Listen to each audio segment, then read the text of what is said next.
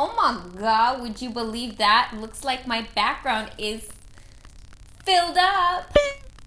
Except you can't see the bottoms of the bookshelf, so yeah, my bookshelves are just very top heavy. This is gonna be a really random side note. You know that commercial with Cheetos with Ashton Kutcher and Mila Kunis? Me and my boyfriend have a running joke because I order so many books, and Thriftbooks, by the way, when you place an order, I usually order like 4 to 5 books off Thriftbooks at a time. They send them separately because they're coming from separate used bookstores. So I get like 5 packages all at once, all packaged separately, and my boyfriend is always like, more books? And I'm like, got some more books from Thriftbooks? Wasn't me. Got some books from eBay? Wasn't me. I have a problem. I have a massive problem. As you can tell by how fast I filled up my bookshelf. Oh no. Where do I start? I kicked off January very strong.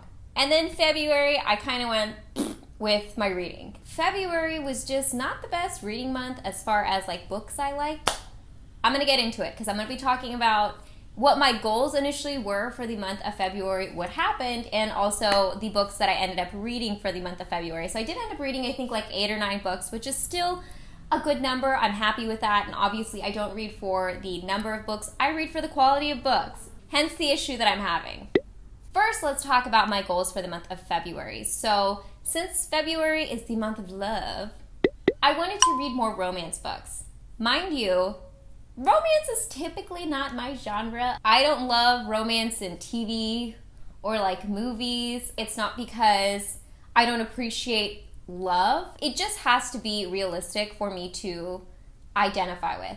Having said that, it's probably because I've been in my relationship for like 10 years. So any of like the really like sappy or unrealistic expectations set in romance novels, movies, whatever, I have a hard time resonating with it. Now that I've kind of set that precedent for where my mind goes when it comes to reading romance books, I thought I'd still give it a go, and I essentially want to do like 1 week where I read a bunch of romance books. Well, I didn't end up doing that, mainly because I hit a wall when it came to reading romance, and I was just so over it. The unrealistic expectations and goals or like settings set on romance. And I get it. I totally understand. Like, I read a lot of fantasy. I read a lot of sci-fi. I read a lot of horror. None of it is real. I read a lot of fiction. But oh my gosh, some of this stuff is so cringy. It's like, it's painful for me to read. Now, if you guys have already clicked out of this video, I totally understand because I might have some harsh critiques, and I have a feeling a lot of people are going to not agree with what I'm about to say. But keep in mind, these are my opinions, and I don't want to, I don't want to like tear apart books or anything like that. I'm just like expressing how I feel. What was I talking about? Okay, so that was one of the weeks that I wanted to do.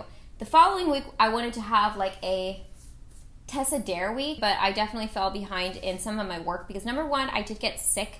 So I was kind of like out for the count for like a week and a half. In case you're curious, it was actually just tonsillitis. I tend to get a bout of tonsillitis like once or twice a year, and that's just something I deal with. So it just so happened that February is a month that I got hit with a little case of tonsillitis. So I didn't end up getting to this, but I do eventually want to do like a week where I read a couple of Tessa Dare's books. I do have the Duchess deal. I picked this off Thriftbooks, so I do want to pick up a couple more of her books. Like I said, I see these covers everywhere. Something that I learned in this month, which I'll get to when I start talking about the books that I read this month, I can handle like the hyper unrealistic, like saucy romances because they're kind of supposed to be very like fantastical. This is supposed to be relatable type of romances, but it's still unrealistic that I kind of grinds my gears. Another one of the goals that I had for the month of February, I like halfway hit, halfway didn't hit. Mainly, I had a couple of books here that were food/romance themed where I wanted to like eat the food and also read the book. Now, I did do that on a pho love story, which I did a full vlog on. I'll link that down below. And the other book that I had that was new out this year was A Taste for Love. But I have to tell you, I was a little burnt out from a pho love story, so I didn't get around to reading that. Now that I've told you all the goals that I failed for the month of February, let's go ahead and go over the books that I actually did read. Let me go to my Goodreads. So I read 8 books in the month of February. So going in order, the first book that I finished was Pet Sematary, and I read my like reader's copy, and then I have like my collector's copy. But I gave this a 4 out of 5 stars. I really like this. I have to say, I had to read this in chunks because it's very emotionally heavy and dense. There are some parts, and there is a lot of death and grief related themes in this book that obviously, you know, they hit people at different ways or different waves. So I had to read this in chunks. Now, having said that, though, I did really love this book. I mean, it's extremely horrifying, but it's such a realistic, horrifying book, if that makes sense. If you've ever read this book, I think you'd understand what I'm trying to explain. According to Stephen King himself, this is one of the scariest books he's written, and I could totally see that is because it's hyper realistic to the point where it's uncomfortable at times. The next book that I finished was A Deadly Education, which is the first of the books in the School of Man series. I gave it a 2 out of 5 stars. This was one of those books I wish I DNF'd it earlier because it did not get better. And I will not continue reading the other books in this series. The main character, Elle, she's kind of like a cynical, snarky, sarcastic type of character, which it's not that I don't love that. I kind of enjoy characters who are different, who kind of are rough around the edges, and it takes you a little bit more to love them, you know? But oh my gosh, she was getting a bit tedious to read because I don't know if it was just my mental tone in my head, like how I was reading her come off, but she was just unbelievably unpleasant. And I was just kind of annoyed whenever I had to read a part coming from her perspective, which was the whole book, but they did have like info dumping sections in the book, which was like a reprieve from actually having to listen to Elle basically complain about every little single thing. And I felt like she was abrasive towards the other characters, which, like I said, I can understand there has to be some development of relationships, or maybe there's other characters who have their own flaws, or there's like a hierarchy going on in this school that she feels like she's already at the bottom of it, so she's having to like kind of work her way up even though she doesn't want to. But at the same time, I was like, dude, these people are throwing you a bone every once in a while, and you just are not having any of it. I was genuinely excited to read like a magic-based book because I think like everyone else, I really love the Harry Potter series, so I was thinking this was another series that I could really get into, but I can't stand the main character. I think she is self-entitled. She comes off really grating to me. Yeah, I almost felt sorry for the other characters in the book for having to deal with her, and it's like, I get it. You have to deal with this like massive responsibility that you didn't get to choose, you're basically born with.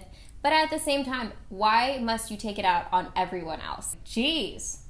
She is kind of grumpy. The next book that I finished was Night Shift. So this is a series of short stories all in one book from Stephen King, and I loved this book. I gave this a 4 stars out of 5 because obviously out of all of the short stories in this, not all of them were complete hits in my opinion. I obviously like some versus others more. He did a really good job of wrapping you up in a short period of time in every single story and then cleanly ending every story. Okay, and to tell you guys a couple of my favorites. The Last Rung on the Ladder. Children of the Corn was pretty good, but not my favorite. I know that's one of the more popular short stories out of this book. Oh, Quitters Inc. Oh, that one was so good. The Lawnmower Man was weird. The Boogeyman was good too. The Mangler. The Mangler, for some reason, was the one that really like spooked me, even though it's essentially like animating an inanimate object. I just really, that one freaked me out. Like, I had to actually like put the book down. I was like, this one's spooky. And another thing that I liked about this book is that not all of the scares in this were based off of like jump scares. There was a lot of like psychological twisty scares in this, or even paranormal scares. So there was a lot of variety when it comes to the type of horror in this book. So the next book that I finished was a book that I was really looking forward to reading, and I was a little let down by this book, which was The Penelopead by Margaret Atwood. Now granted, this was a nice short little read. If you really wanted to, you could probably finish this in one sitting because even the pages are very widely spaced. But for me, this actually took quite a couple sittings to finish because I was frankly bored by this book. I actually gave this a 2 out of 5 stars, and I was disappointed by this because retellings from different perspectives of the Odyssey are some of my favorite type of books. So essentially what this book was a retelling of the Odyssey from Penelope's perspective, and Penelope is the wife of Odysseus. Like, I don't know if she didn't have enough to work with Penelope because I haven't read the Odyssey in a while. I'll have to go back and read it, but it seemed like, I don't know, Penelope was kind of boring. I ended up starting to speed read this thing just to get through it. Ooh, okay. The next book that I finished was a surprise, surprise, another Stephen King book. I know I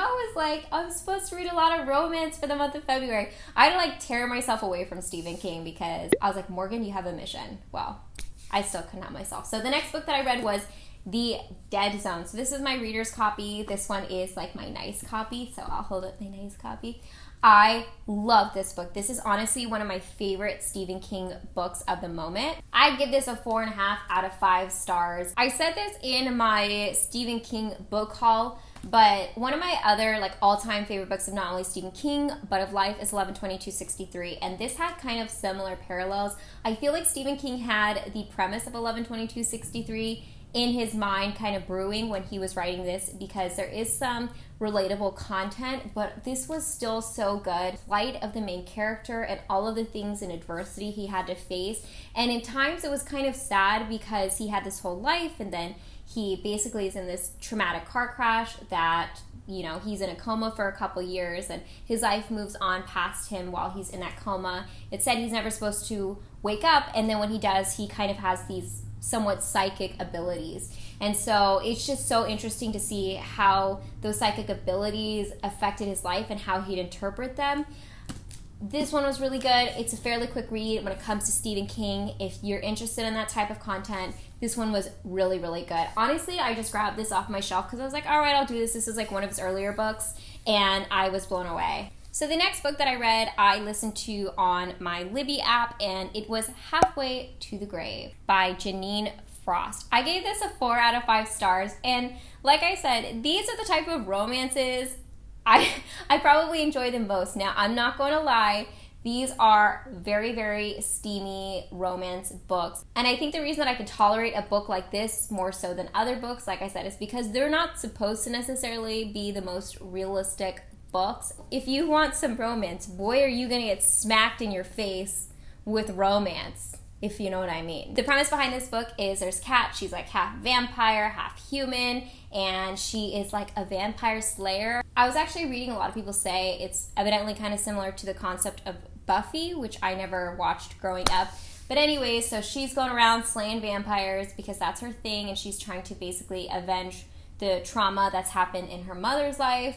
But then she runs into a vampire who also is a vampire slayer named Bones. But the trick is, he's full vampire. So you kind of follow along him training her to be a better vampire slayer. They work together, a relationship evolves.